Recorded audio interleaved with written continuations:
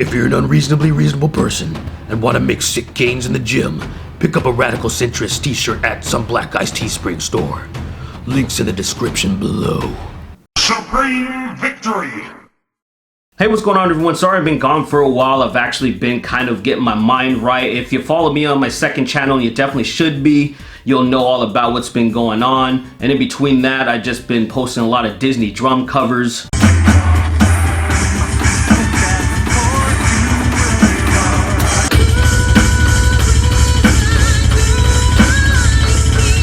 But now I'm back ready to fuck shit up and talk about my favorite subject, video games, E3, and SJWs. The SJWs, of course. Who else do you think? It's not like you're on some other channel. So most of you know E3, the Electronic Entertainment Expo, just recently passed, and it's always so just absolutely juicy. It's like the Super Bowl of gaming. And I think this was the best one in years by far because there's just so many titles. I'm talking about almost close to 20 titles that I'm actually excited for, with the tops being Resident Evil 2 Remake. Like, I'm so excited for that. Assassin's Creed Odyssey, which is crazy because I haven't been excited for an Assassin's Creed since Black Flag all them years ago. Elder Scrolls 6 was announced. There's just way too much shit, and I'm so excited about it. But of course, there's always got to be people that are just mad because that's where they get their money. There's the outrage machine, and that's where you enter Anita Sarkeesian. Everything is sexist, everything is racist, everything is homophobic, and you have to point it all out. Remember, they want to rape everything you've got. And I'm sure most of you know about Anita Sarkeesian, but I always have to take the opportunity to expose her as a con artist and just say, yeah, she's never really been into video games. This is just all about profit. She's been stealing money, and just this year is absolutely no exception. I mean, when you're trying to raise 30 grand and you have your first perk at 25K and all you're gonna do is set up a Discord server, you know there's something shady going on there. Now, I'm bringing Anita Sarkeesian up because her and Feminist Frequency, her nonprofit organization, always critique E3 every year and just shit all over it and say there's a lack of female representation every single year. They always bring up these graphs and show you this is how much this is and just try to make a big fucking deal out of it. And then they try to go like, please give me money so we can somehow help in any way, shape, or form, even though they never do. But I will say, there has been a conscious effort this year to try to have more female representation, and some people seen it as very cringy and extremely pandering. I've seen that to a certain extent, like for the example with Battlefield 5.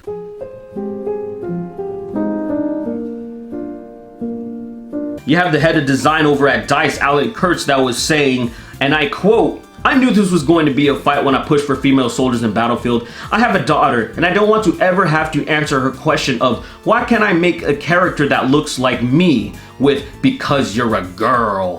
Don't ask me, I'm just a girl." I fundamentally feel to my core this is the right way, and I will find myself on the right side of history. Oh, how revolutionary. And then you see the similar trends, like at E3, you had Ellie lesing it up, like a really big scene, stuff like that. No one really giving a shit. It's like, oh, it's different. You know, you don't usually see that every day, so there you go. And then you had Assassin's Creed Odyssey showing their demo and their playthrough with the female protagonist, which you can choose a male or a female, but they just went with the female, kind of just showing you like, hey, options.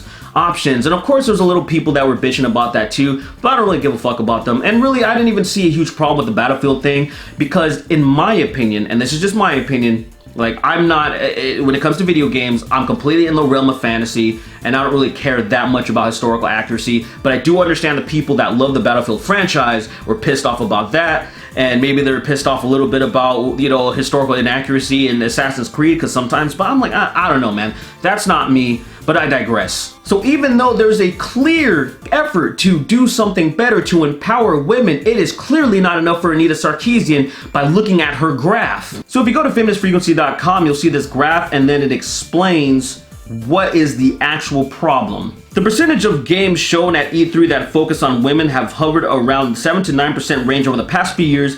This year shows no improvement, with 9 games, or roughly 8% of games shown featuring female protagonists. Now I want you to look closer at this graph. I want you to look at the graph and notice that 50% of the games is multi-gender. Like, you're gonna have options options. That's what it's really about, right?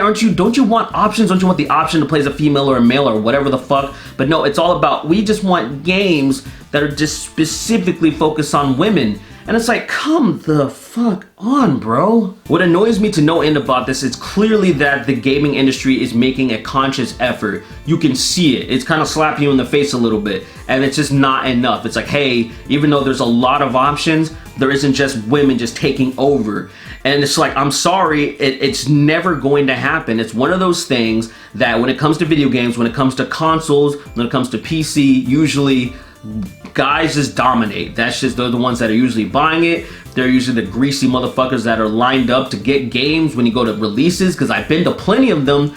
And I'm gonna say this, usually whenever there's women there, it's usually because they're with the guy. Now maybe they're excited too, but they're the couple, and I don't usually see women there independently. That's just the honest truth. I mean, you can look at that in so many different fields of work and just interests and hobbies. I mean, when it comes to the fashion industry, of course there's a lot of men that are in it, but women dominate that shit too. I mean, you just gotta think about this. We don't have a problem about this, right? You're not trying to fix the fashion industry. You're not trying to fix the nursing industry. You're not trying to fix all these different things that have just women that dominate, right? You're not trying to fix that women are graduating more than men when it comes to university.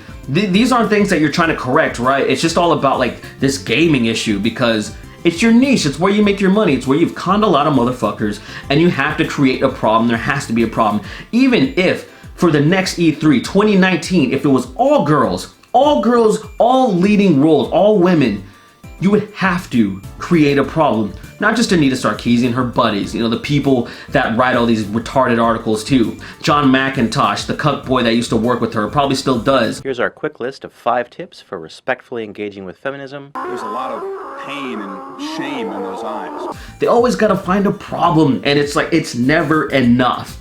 Even though clearly things are on the up and up, I think when it comes to RPG games, there is so many different options now. Like, you always have male and female. As far as if there isn't just a specific story-driven character, if you have the option to create a character, it is male, female, or it might be some other weird race depending on the game. But enough about that con artist, and I wipe my ass with feminist frequency. I want to shift gears to one of the funniest things, one of the greatest things that I've seen, and it's not a big deal. It's just kind of like an icing on the cake. It's all about cultural appropriation, and I fucking knew this was gonna happen as soon as I saw it, because I made an E3 video that I didn't release, but I was explaining about all the games I was excited about, and I made a quick little joke about cultural appropriation.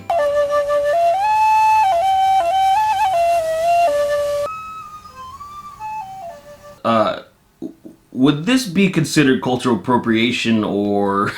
Ghost of Tsushima looks absolutely incredible. I am so completely excited about this. I'm just a nerd when it comes to anything that's feudal or medieval Japan. I love that shit. That and ancient Greece, so it's like, hey, I had a good time with E3, but just like I said in that joke, I fucking knew people were gonna bitch about the flute guy. I'll save you the absolute pain of reading this article, but I do want to jump to a point after it was done praising the game. However, the otherwise brilliant reveal was slightly made annoying by an unnecessary live flute performance by a white guy wearing a traditional samurai garb, complete with his Japanese straw hat called a kasha. I don't know how to pronounce that, I'm just gonna assume it's kasha. Ghost of Tsushima.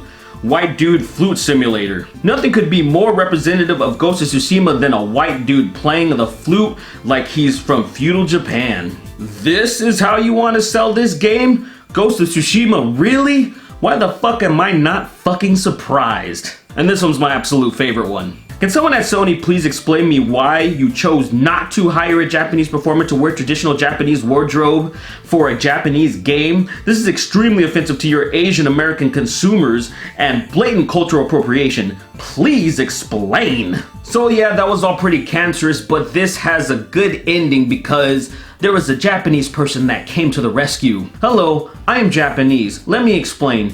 That man is one of the few living people officially recognized as a master of that instrument. And she follows up with, if you don't believe me, you may Google Cornelius Boots. He has dedicated his life to his art. But I actually found the guy on Twitter just by looking up Ghost of Tsushima when I wanted to see more trailer and you know, save more pictures and whatnot. So I already found his Twitter and he's there just chilling, doing his thing.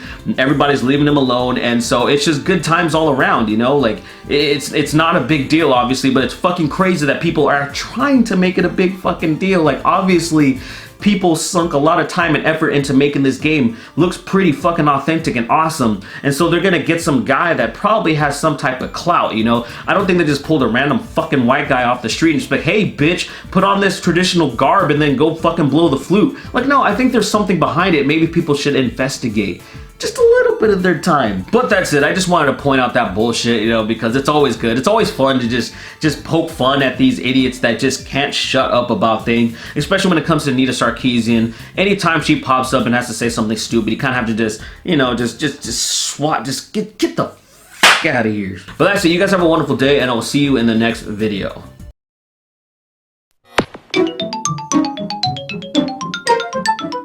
Get out of here.